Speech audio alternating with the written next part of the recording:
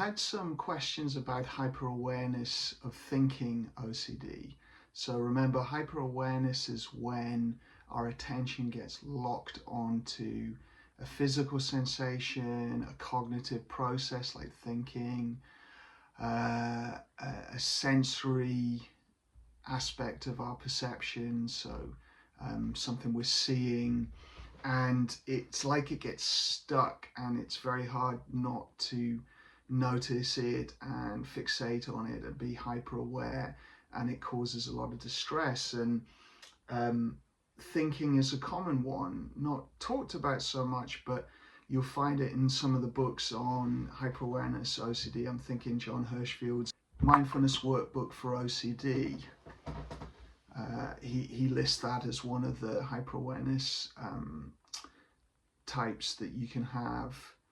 So that's a good book to look at, and I always recommend that book. That book helped me a lot when I was beginning my OCD recovery journey. The question is, I'd say there's two parts to it. So there's one that's asking about hyperawareness, saying I'm paying attention to my own thoughts, like my inner monologue, the inner voice, where I think my brain is freezing if I've not heard the thoughts. What are the compulsions and rituals? It's worse on my own.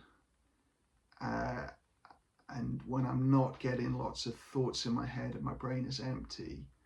And then the second part is almost an existential OCD question. So existential OCD merging with hyperawareness, which I had happen a lot. Different themes would sort of merge together, and it's really questions about, I have these thoughts, but how do we know how to talk and what we're going to say and where our thoughts came from, and do we control them? Can we control our speech, or is our mind controlling it?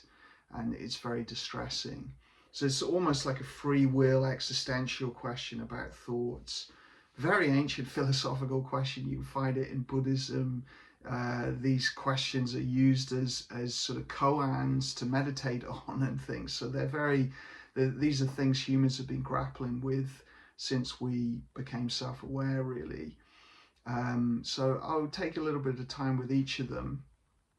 I guess with the hyper-awareness, with thinking, really it's we become aware of our inner monologue or our inner images. So it could be the verbal thoughts, it could be internal images that we're seeing, it can be weird stuff. I had it with sort of almost like peripheral thoughts or sort of subtle background thinking that's quite hard to put into words, but you feel like your brain is sort of rumbling away, or there's an image that you can't quite see, but it's there. It sounds weird, but I had hyper awareness about these sorts of things as well. And I think that the obsessions are often around, just being aware of it. So the obsession can be just the sensory awareness of, the sound of thinking and the content and the images. It can be thoughts about it as well. So you can have, I guess you can have like awareness of a racing mind. So you're aware that your mind is quite busy and active, and you're aware of that sort of loud hum of activity. You can be aware of the images, so it's hyper awareness of images coming up for you, or blank mind, and this is what the person asks. So this is a sort of anxiety symptom, and you can see it in depersonalization and dissociation and other places. And in a way, it's like anything. If you hyper fixate on it, you change the qualities of it. So if I'm hyper aware of breathing and I start to pay attention to my breathing, it won't flow naturally always. So the same with blinking. If I'm hyper aware of blinking, I'll start to sort of blink maybe more than I do naturally, or in different ways. So the same with thoughts. Often if you pay very close attention to your thinking, it does start to go blank. And actually in mindfulness, for many people and for myself, often if I pay attention to my mind, it does go quiet. And that can be very frightening and scary in hyper-awareness, OCD and anxiety, or it can be, just an interesting thing that happens, in meditation. And as I said before, you can be aware of the sort of subtle background hum of thinking as well. So not clear thoughts, but it's more that there's background activity going on. So you can be just aware of these things. The obsessions could also be worrying about it. If catastrophizing that this is going to impact my functioning, it's going to impact how I enjoy life. I'm not going to be able to do things or be able to understand people. I had it with understanding actually as well. It's sort of linked in with like whether I could understand things or what people were saying or words. So you can have different ways that it tells you basically that you're going to be unhappy and it's going to mess up your life. Or it can be one where there's a health anxiety fear where people worry about either mental health OCD, they worry about, is this some sort of sign of psychosis or going insane? Not that psychosis is going insane, but people often use that very childlike language of like, I'm going to lose my mind or go insane, because that's what we grew up hearing about, and you see that in culture. But essentially people are worried about some severe mental health disorder like psychosis, or that it's going to become so burdensome that you become depressed and sort of low in it, so, or it could be that there's some neurodegenerative thing going on. I've certainly had that worry, is this some sort of sign of dementia or MS or something like that. So you can have these sort of different worries that can be the intrusive thought, or they could be the core fear that sits below it. And different ways, these are just examples. OCD can be very unique to the individual. It can pull in your experience, your life history, your interests, things that matter to you. So it could show up in other ways. Of course, these are some simple ways. Compulsions are often just checking. So we're checking, is it what's happening with my thoughts? Are they normal? Is it not? Is it blank? And we might be then worrying and ruminating about that. We might be monitoring it for periods of time. So checking is more temporary. Monitoring is like an ongoing fixation, sort of hyper-awareness of it. Ruminating about it, trying to understand what's going on, why it's happening, how to solve it. There might be a lot of solving rituals of, should I do this or that, or, researching and looking online, reaching out to people in the OCD world. I obviously welcome lots of questions, but I've been that person in the past where we're sort of compulsively asking people questions as well. So, please do ask questions, but also catch if your mind is just going for the next question. The next question, you're not implementing any of the skills or actions. That's the sign we probably don't need to ask any more questions and we need to focus on action for a bit. But I welcome questions, so please do send them in. There could be avoidance. You avoid, the person said being on their own was a place where this shows up. So you might avoid being on your own. You might put a lot of content into your brain. You're listening to podcasts and audiobooks and always got stuff on to sort of avoid this.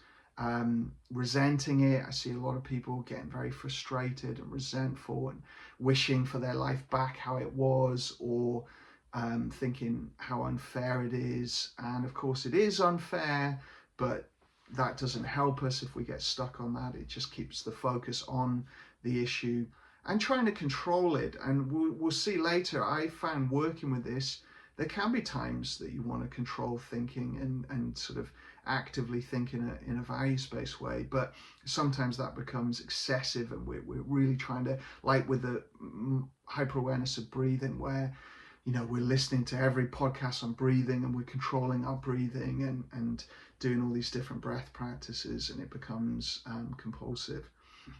So yeah, it's similar to any hyper-awareness OCD. It's just the internal narrative is the thing we're becoming hyper-focused on. It could be single thoughts as well. It might not be a narrative. It might be just a single intrusive thought that comes up a lot, or, as I said, images or other things.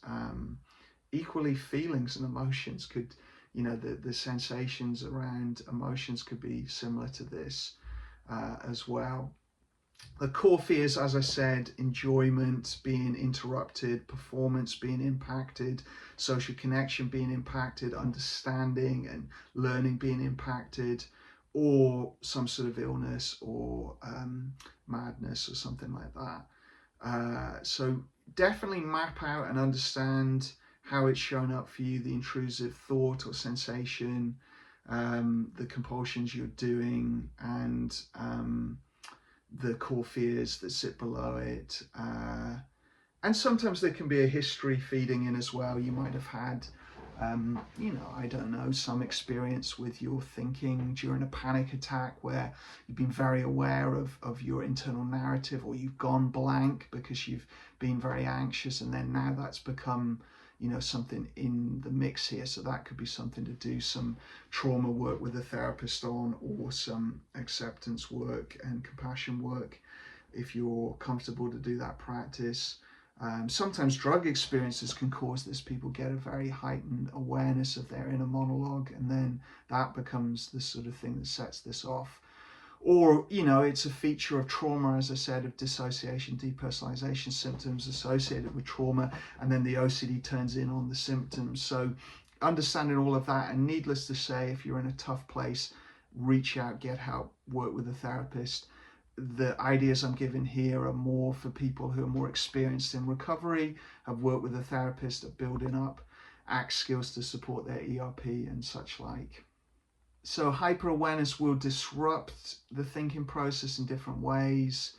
It might cause it to loop and go faster and be more intense, or feel more erratic, or more how we worry someone who is becoming manic, or hearing voices or other things like that might, if we've got the mental health OCD part of this. Or it just goes blank because the more we fixate on something, it just interrupts the flow of it. And really, we have to learn to leave it alone for it to come back to natural mind wandering. And also, if you speak to meditators, long-term meditators, paying close attention to your mind, it can become still and quiet. And it's like we've jumped to that stage very quickly through anxiety fixating on this in a way that isn't comfortable. Beliefs are important here. What are your unworkable beliefs? You believing that your mind should be orderly and it shouldn't have any weird narrative or process going on, or blank, or that any of these things are abnormal. Everyone can have small amounts of blank mind, or be a little bit aware of a thought stuck in their head. So we've got to try and change the belief to our mind can do weird stuff, and it can get fixated on itself and self-amplify difficult processes, and really action is key and attention is key. And so trying to work on any beliefs there that might be tripping us up, and thinking about you could watch the videos on the channel about unworkable beliefs, and trying to figure out if there's anything tripping you up that you need to change there around the importance of this, that it means anything bad, that you should be able to control it, that other people don't have weird stuff going on with their thoughts. To change that all to human brains can get into difficult places, and the more we monitor and fixate, the more that will happen.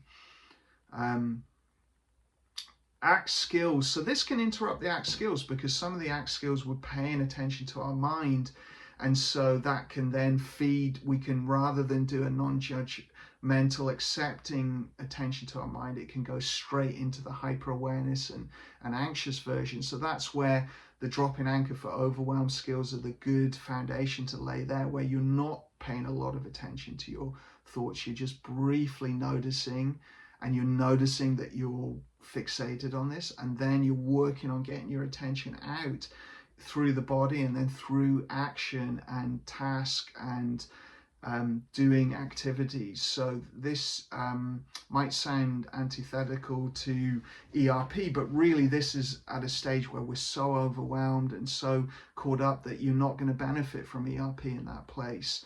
And So those dropping anchor for overwhelm skills are very helpful if you're in that place where it's all very frightening and terrifying. I had that with this hyper awareness of thinking, where, you know, I really had this ongoing sort of panic and terror of being aware of it, and loads of other existential stuff, and just awareness of being alive and in the present moment. All that was very, very triggering. And for me in that place, just building up some acceptance of that and keeping my attention on activities and actions got me out of that very difficult place to the point where I could then start to do the exposure and do exposure with ACT skills. So if you're in that early stage, look at the dropping anchor for overwhelm practices, work those skills, work action, behavior, sort of behavioral activation from CBT, bringing in values, compassion skills. So you map out what you're going to do each day. You go from different activities, you try to get your attention onto stuff,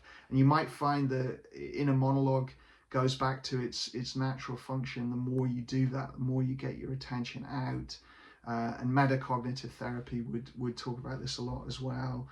You know, the more you do that, the more it may just go back to a natural mind wandering sort of process. But then when you're ready and you're more skilled with all of this, and working with a therapist, if you're in a tough place, then the ERP can be done in different ways. And you know, one thing could be just doing the ACT skills. That could be ERP, because we're starting to observe our mind and then focus out. You could do that throughout the day at certain times, so set timers that you know, when the timer goes off, you do some acknowledging of your thoughts. And if you notice it's blank, you try to accept that. If you notice that you're going into that anxious hyper awareness, then step back from that too, accept that, and then engage out. And then on the flip side of this, you can actively mind wander. So I found it very helpful, because I had a lot of blank mind, to actually start to mind wander when I was walking on my own or stuff like that, in a more active way, in a what might be called positive constructive daydreaming in psychology, where you direct your daydreaming and thinking towards things that you value. So for me, I would often think about life domains of relationships, work, play, and health, and think about my goals in those areas and what I wanted to do more of, and make some plans. And then I would also sometimes daydream about the past and pleasant experiences, savor them, anticipate future pleasant experiences. So try to get the natural daydreaming going through actively doing that. I found helpful with daydreaming. And actually, if you look at a lot of high performing individuals, they will think about their area of interest a lot of the day. You know, the athletes, the scientists, the great thinkers, they're thinking about their area of interest a lot. So sometimes just bringing in that, you know, the things you like and want to think about. For me, I'll think about therapy. You know, I try not to be on that all the time. I need to put that down and be engaged in my life and, you know, thinking about other stuff. But I will, you know, have periods of time I think about different therapeutic approaches, bringing them together, different barriers with clients, stuff like that, and sort of systematically think through things of interest. So that could be another exposure, is actually just getting the mind wandering going. And if you're blank minded, it'll be quite hard, so you might have to narrate that quietly to yourself. You sort of talk it through, or you might journal to help get it going, or other things like that. But you've got to be able to both accept your mind going blank and notice that and make room for that.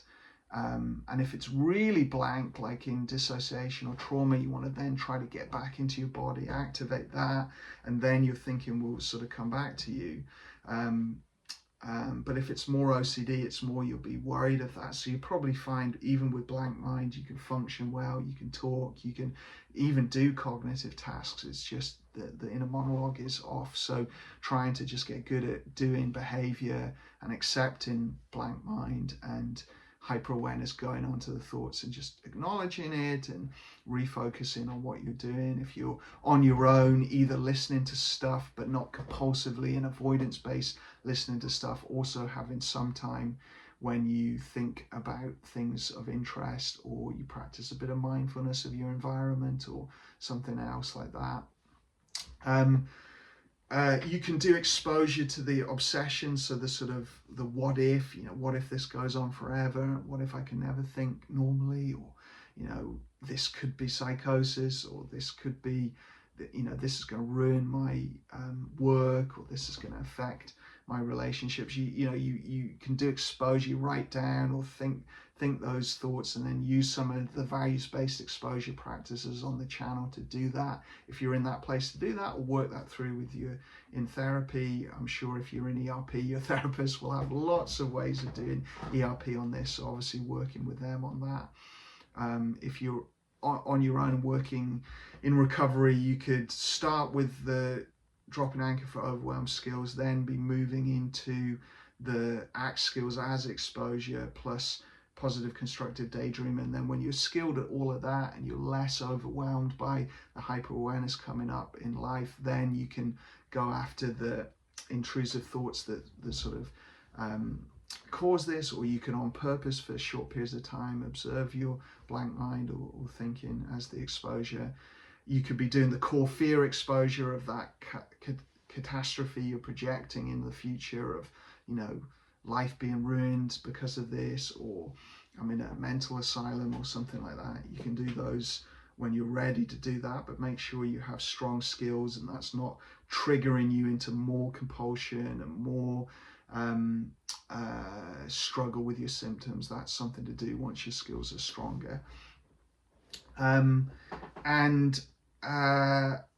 If in doubt, work with a therapist. I guess I was thinking there as well, there's lots of supportive thoughts that you can cultivate. So gratitude thinking, savoring thinking, so thinking about stuff you're enjoying and saying, oh, this is great, I'm loving this.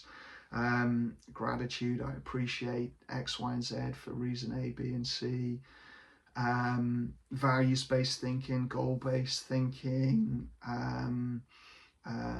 positive constructive daydreaming, so you just sort of steer your mind onto pleasant stuff, and then you kind of leave it alone. Once it gets going, you leave it alone if you can, and then if it blanks up again, you can reactivate it, or you just accept the blank mind and get your attention out onto stuff, actions. So there's different, I would be using all these different tools and trying to cultivate flexibility in all these different ways. But as I say, if in doubt, if there's trauma behind any of this or anything more severe, you're in a really tough place with this, you're going to need some help from a therapist, and they're going to have different ways to do ERP. But if you find that going straight into ERP with this is too overwhelming, then building up ACT skills and the overwhelm skills and the behavior skills, and then coming back to ERP later. Or as John Hirschfield, who I mentioned earlier in the video, uses a lot of DBT for this, dialectical behavior therapy. So you could be using those DBT skills until you feel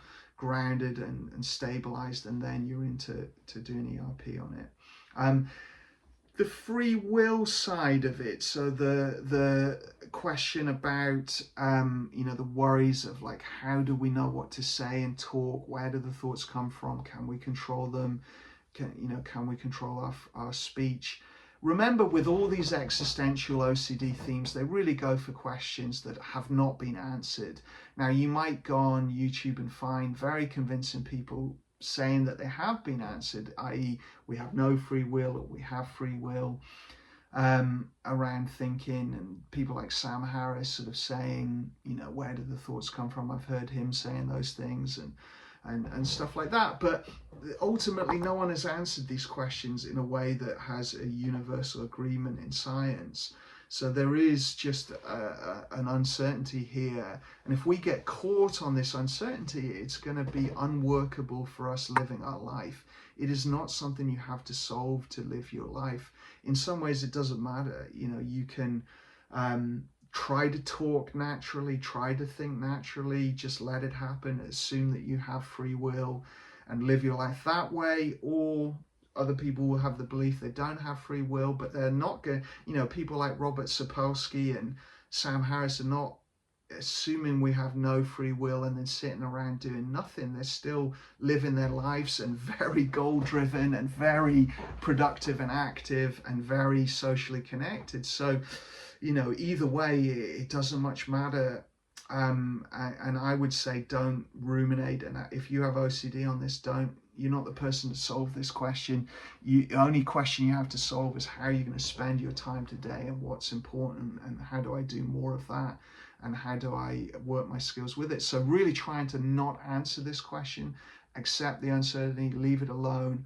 And it might be frightening as you try to talk. Like if I imagine now that I don't know if these words are being chosen or they are coming from somewhere I don't know, or it's all causes and conditions, that means it's not free will. Well, that could be a frightening thought, or it could be something I just go, okay, thanks brain, I'm going to keep talking, I'm going to keep doing a YouTube video because I value this and I want to help people and that's important to me. And I don't need to figure out what that's all about. I'm just going to take action. And it feels to me like I can control my attention. And thoughts wise, there are certainly some thoughts that are automatic and out of our control in OCD, the obsessions, the intrusive thoughts. But there are cognitive processes. There is thinking, analyzing, planning, judging, the compulsions, but also the positive side of that when we're values-based problem solving, action planning, contingency planning, thinking about enjoyable, savoring stuff. All of that seems to be within our control. It may not be, but it certainly seems to be that you can choose which one of those you do. I'm not going to get into any sort of philosophical discussion there of, you could counter that right away with whatever, but there's a feeling of agency there, so that's good enough. I'm just going to go with that, and I'm going to make choices, choose what I do today, and I'm not going to be the person to solve the free will question. And if you do that enough, speech will go back to normal, thinking will go back to normal, and it will seem a very unimportant question. This question to me was incredibly important and would generate terror and despair and freezing and avoidance in the past. Now it feels to me like it could be an interesting question to think about for 10 minutes, or it could be an unimportant question that doesn't need any thought at all in order to live a good life. Now the workability will tell me if I start to dig into it, if I start researching, I start trying to control this, going through it, analyzing, going over and over and over, nothing good will happen in my life, and I will feel more separated from my values. I will have less connection to my values and goals. So I don't need to solve this. And so practice doing that. You could, of course, go through the same approach. The first level is trying to learn to just talk, even if it feels like I don't know if I'm controlling it or not, or if it's free will or not, and my mind's trying to look where the thoughts are coming from. Okay, I acknowledge all of that. Those compulsions could be automatic and habitual because I've done them so much. I acknowledge that, notice that, and then I refocus and engage in the present moment and what I'm doing.